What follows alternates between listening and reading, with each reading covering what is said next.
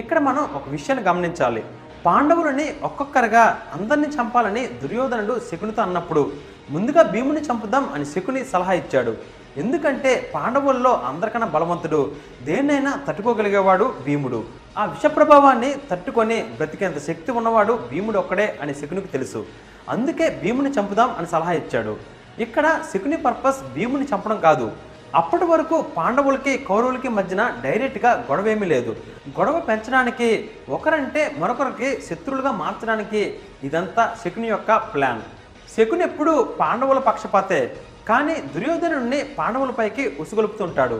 తనకి 1000 ఏనుగుల బలం వచ్చిందని భీముడు కోటలోని అందరితో చెప్పాడు. ఈ విషయం విని అందరూ సంతోషించారు.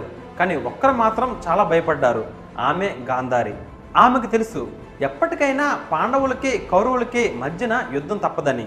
అలాంటప్పుడు 1000 ఏనుగుల బలం గల భీముడు ఒక్క గుద్దుతో కౌరవుల్ని చంపగలడు కాబట్టి భీముడి కన్నా తన కుమారుడైన దుర్యోధనుడిని ఇంకా బలంగా చేయాలి అని అనుకుంది. ఇక పాండవులకి కౌరవులకి యుద్ధ విద్యలు నేర్పించాల్సిన సమయం వచ్చిందని భీష్ముడు ద్రోణాచార్యుడిని పిలిపించాడు.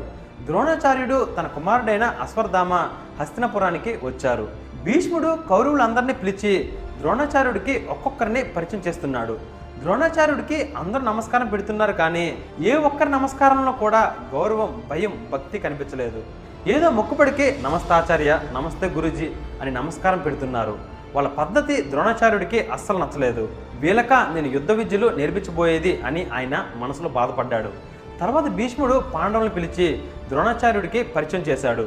వారంతా గురువు గారి పాదాల మీద పడి ఆశీర్వాదం తీసుకున్నారు. అప్పుడు ద్రోణాచార్యుడు శిష్యులంటే ఇలా ఉండాలి కదా అని మనసులో అనుకున్నాడు. మరుసటి రోజు ఉదయం అయింది. కౌరవుల్ని, పాండవుల్ని అందరినీ రమ్మని ద్రోణాచార్యుడు పిలిపించాడు. మీరంతా ఈ చెట్టు చుట్టూ నిలుచోండి అని అన్నాడు. అందరూ అలానే ఒక సర్కిల్లా మధ్యలో ఉన్న చెట్టు చుట్టూ నిల్చున్నారు. అశ్వత్థామ అందరికీ విల్లులివ్వు అని అనగానే అశ్వత్థామ మొత్తం 105 మందికి విల్లు, బాణాలని ఇచ్చాడు. అందరూ మీ బాణాలు తీసి ఎక్కుపెట్టి ఆ చెట్టు పైన ఉన్న పక్షి బొమ్మకి గురిపెట్టండి అని అన్నాడు. అందరూ ఆ పక్షి బొమ్మకి గురిపెట్టారు. బాణం వదలమంటారా ఆచార్య అని దుర్యోధనుడు అడిగాడు. నేను చెప్పేంత వరకు ఆ పక్షికి గురిపెట్టే ఉండండి అని చెప్పి ద్రోణాచార్యుడు వెళ్ళిపోయాడు. 4 గంటల తర్వాత ద్రోణాచార్యుడు తిరిగి వచ్చాడు. వచ్చి చూసేసరికి కౌరవులందరూ బాణాలు పక్కన పెట్టేసి కబుర్లు చెప్పుకుంటూ, జోకులు వేసుకుంటూ, నవ్వుకుంటూ కనిపించారు. దుర్యోధనుడు హాయిగా కూర్చొని రిలాక్స్ అవుతున్నాడు. భీముడు ఏకంగా నిద్రపోయాడు. పాండవులు కూడా ఎవ్వరూ 4 గంటల ముందు ఉన్న పొజిషన్లో కనిపించలేదు, ఒక్క అర్జునుడు తప్ప. అర్జునుడు మాత్రమే 4 గంటలు ఒకే యాంగిల్లో ఫిట్గా ఆ పక్షి పైన గురిపెట్టి ఉన్నాడు. నేనేం చెప్పాను, మీరేం చేస్తున్నారు అని ద్రోణాచార్యుడు గట్టిగా అరిచాడు. వెంటనే అందరూ భయపడి లేచి మళ్ళీ ఆ పక్షికి గురిపెట్టారు. ద్రోణాచార్యుడు ఒక్కొక్క దగ్గరకు వచ్చి నీకు ఏం కనబడుతుంది అని అడగడం మొదలుపెట్టాడు. అందరూ ఒక్కో రకంగా సమాధానం చెప్తున్నారు. నాకు పక్షితో పాటు ఆకులు కనిపిస్తున్నాయి, పళ్ళు కనిపిస్తున్నాయి, ఆకాశం కనిపిస్తుంది, చెట్టు కనిపిస్తుంది అని చెప్తున్నారు. చివరగా అర్జునుడి దగ్గరికి ద్రోణాచార్యుడు వచ్చాడు. అర్జున నీకేం కనిపిస్తుంది అని అడిగాడు. నాకు పక్షి కన్ను మాత్రమే కనిపిస్తుంది ఆచార్య అని అన్నాడు. ఇంకేం కనిపిస్తుంది అని అడిగాడు. ఇంకేం కనిపించట్లేదు అని అర్జునుడు అన్నాడు. ఎందుకు కనిపించట్లేదు? అక్కడ చెట్లు, ఆకులు, పళ్ళు, ఆకాశం ఉంది కదా అని అడిగాడు. అవన్నీ ఉన్నా నేను వాటిని చూడాలి అని అనుకోవట్లేదు, కేవలం ఆ పక్షి కన్ను మాత్రమే చూడాలి అని అనుకుంటున్నాను, కాబట్టి నాకు అది తప్ప ఇంకేం కనిపించట్లేదు అని అన్నాడు. ద్రోణాచార్యుడు చిరునవ్వు నవ్వి ఇంకేం ఆలోచిస్తున్నావు, వదులు బాణం అని అనగానే అర్జునుడు బాణం వదిలాడు. బాణం వదిలిన వింటినర శబ్దం వినిపించింది, కానీ బాణం ఏమైంది, ఎక్కడ పోయిందో ఎవ్వరికీ కనబడలేదు. చెట్టు పైన పక్షి అలానే ఉంది, కానీ దానికి తల లేదు. ఒక క్షణం ఆగి ఆ పక్షి బొమ్మ చెట్టుపై నుండి కింద పడింది. ఇది ఒక విల్లుకారుడికి ఉండాల్సిన దమ్ము అని అర్జునుడిని ద్రోణాచార్యుడు పైకి లేపి ఈ ప్రపంచంలోనే అందరికన్నా గొప్ప విల్లుకారుడిని నేను చేస్తాను అని మాటిస్తున్నాను అని ద్రోణాచార్యుడు అన్నాడు.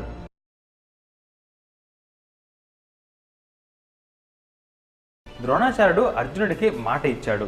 అది చూసిన దుర్యోధనుడికి కడుపు రగిలిపోయింది. ఈయన పాండవుల పక్షపాతే అని బాధపడ్డాడు. మరుసటి రోజు ద్రోణాచార్యుడు దుర్యోధనుడిని, ధర్మరాజుని పిలిచి ఇద్దరిని ఒకటే ప్రశ్న అడిగాడు. మీ ఇద్దరిలో మంచివారు ఎవరు అని. దానికి సమాధానంగా దుర్యోధనుడు నేనే మంచివాడిని అని చెప్పాడు. ధర్మరాజు మాత్రం నాకన్నా దుర్యోధనుడే మంచివాడు అని చెప్పాడు. ఎందుకు నీకన్నా దుర్యోధనుడు మంచివాడు అని అంటున్నావు అని ధర్మరాజుని అడిగితే నేను ఎప్పుడు ధర్మం ధర్మం అంటూ ధర్మంగానే బ్రతకాలంటూ నా తమ్ముళ్ళని ధర్మ మార్గంలో నడిపించాలని వాళ్ళని ఎప్పుడూ ఇబ్బంది పెడుతుంటాను.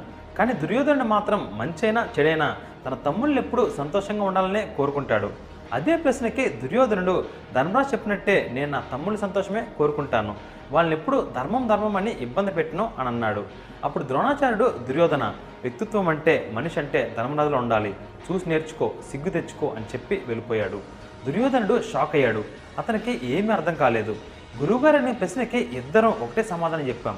ధర్మరాజు నేనే మంచివాడు అని ఒప్పుకున్నాడు, నేనే మంచివాడిని అని చెప్పాను. సమాధానం ఒకటే అయినప్పుడు తనను మెచ్చుకొని నన్ను తిట్టాల్సిన అవసరం ఏంటి? ఓహో, ఎంతైనా గురువుగారు కూడా పాండవుల పక్షపాతే కదా అని గురువుగారి పైన ద్వేషం పెంచుకోవడం మొదలుపెట్టాడు. ఒకరోజు అందరినీ పిలిచి, ఈరోజు మీలో ఎవరెవరో ఏ విద్యలో ప్రావీణ్యం సంపాదించాలో నిర్ణయిస్తాను. ఒక్కో వ్యక్తికి ఒక్కో టాలెంట్ ఉంటుంది, మీలో ఏం టాలెంట్ ఉందో ఇప్పుడు ఫైనల్ చేస్తాను అని భీముడిని పిలిచి, భీమా నీకు కత్తి, గొడ్డలి, ఈట, బాణం, గద వీటిలో ఏ ఆయుధం కావాలి అని అడిగాడు. దానికి భీముడు, ఆచార్య నా చేతికి కత్తి పట్టుకున్న ఒక చీపురు పట్టుకున్నట్టే ఉంటుంది, నాకు గదనివ్వండి, కొండనైనా పిండి చేస్తాను అని అన్నాడు. అది చూసిన దుర్యోధనుడు, పాండవుల్లో బలవంతుడు భీముడే, వాడికి పోటీగా నేనే ఉండాలి కాబట్టి నాకు గదే కావాలి గురువా అని దుర్యోధనుడు గదనే తీసుకున్నాడు. ధర్మరాజు ఈటలు వేయడం, రథసారథ్యంలో, నకుల సహదేవులు కత్తి యుద్ధం, గుర్రపు స్వారీల్లో ప్రావీణ్యులు అవ్వాలని అనుకున్నారు. చివరగా ద్రోణాచార్యుడు అర్జునుని పిలిచి, యుద్ధరంగంలో అందరికన్నా శక్తివంతుడు ఒక విల్లుకారుడే, ఎందుకంటే ఏ ఆయుధంతో పోరాటం చేస్తున్నా శత్రువు మనకి 2 అడుగుల దూరంలో ఉండాలి, కానీ విల్లుకారుడికి మాత్రం శత్రువు 1000 అడుగుల దూరంలో ఉన్నా కూడా అతన్ని మట్టు పెట్టగలడు. ఏ ఆయుధమైనా దాని పని మాత్రమే అది చేస్తుంది, కానీ బాణం మాత్రం ఆయుధంతో మంత్రశక్తిని కూడా కలుపుకున్నప్పుడు అది అస్త్రమవుతుంది.